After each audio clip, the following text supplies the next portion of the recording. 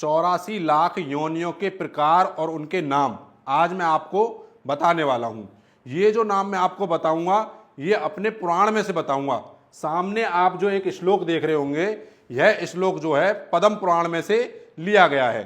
तो आइए मैं सबसे पहले आपको 84 लाख योनियों के नाम बताता हूं और इस श्लोक के माध्यम से आपको समझाता हूं। तो ये जो श्लोक लिखा हुआ है इसको मैं पहले पढ़ देता हूं। ये क्या लिखा हुआ है? जलज नवलक्षाणी स्थावर लक्ष विंशति क्रमयो रुद्र संख्य कहा पक्षीणाम 10 लक्षणम त्रंसन लक्षाणी पशवा चतुर्लक्षाणी मानवा। तो इसका अर्थ मैं आपको समझाता हूं। तो जलज, जलज मतलब जलचल, जलचर, जो जल में रहते हो जीव जंतु, वो कितने प्रकार की जो है योनियां बताई गई हैं? नवलक्षाणी मतलब 9 लाख। कितनी बताई गई है? 9 लाख योनियां जो जल में रहती हो। अब स्थावरलक विंशति, स्थावर का मतलब होता है पेड़ पौधे, पेड़ पौधे, इनकी कितनी योनियां बताई गई हैं? इनकी योनियां बताई गई विंशति मतलब 20 लाख। कितनी? 20 लाख। और क्रमयो रुद्र संख्यका, क्रमयो मतलब होता है कीड़े मकोड़े, मैं यहां पर लिख देता हूं कीड़े मकोड़े, इनकी कितनी बताई गई है? रुद्र संख्यका मतलब 11 लाख, 11 लाख। और पक्षी नाम 10 लक्षणम, और जो पक्षियों की योनियां बताई गई हैं वह 10 लाख बताई गई हैं। मैं यहां पर लिख देता हूं ताकि आप टोटल लगा सको।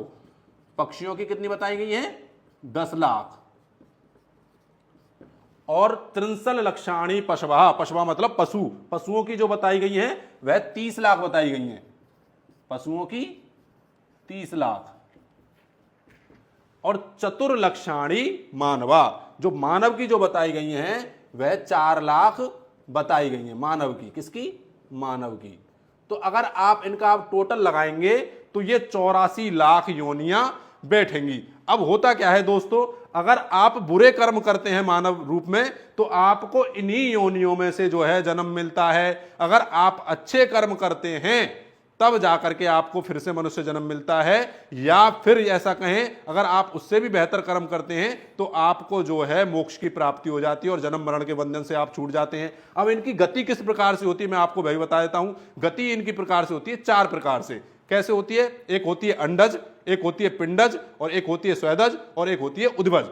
जो अंडज होती है वह अंडों में से निकलते हैं, और जो पिंडज होती है वह माता के गर्भ में से निकलते हैं, और जो स्वेदज होती है वह आप देखिए, स्वेदज का मतलब होता है अपने आप, जैसे हमारे मल मूत्र पसीने और जो गंदगी होती है, जैसे आपने देखा हो खटमल है, जुआ है या कवक है, ये कहां से होते हैं? ये गंदगियों में से होते हैं। तो स्वेदज उन्हें बोला जाता है। और उद्भज किसे बोला जाता है? जो कि जमीन में से होते हैं। उद्भज मतलब जो जमीन में से, जैसे आपके लता है, वृक्ष है, पेड़ पौधे हैं, फसल हैं। और ये देखिए हमारे जो पुराणों में लिखा हुआ है, गलत नहीं लिखा है। हमारे ऋषि मुनियों ने कैसे पहचान लिया कि स्वेदज मतलब अपने आप भी जो है कीड़े मकोड़े उत्पन्न हो जाते हैं जो गंदगियां हैं। तो दोस्तों ये मैं नहीं बोल रहा हूं, ये पद्म पुराण के अनुसार मैंने आपको जो है 84 लाख योनियां बताई हैं। इस वीडियो को ज्यादा से ज्यादा शेयर करें। सभी को जय श्री कृष्णा, राधे राधे।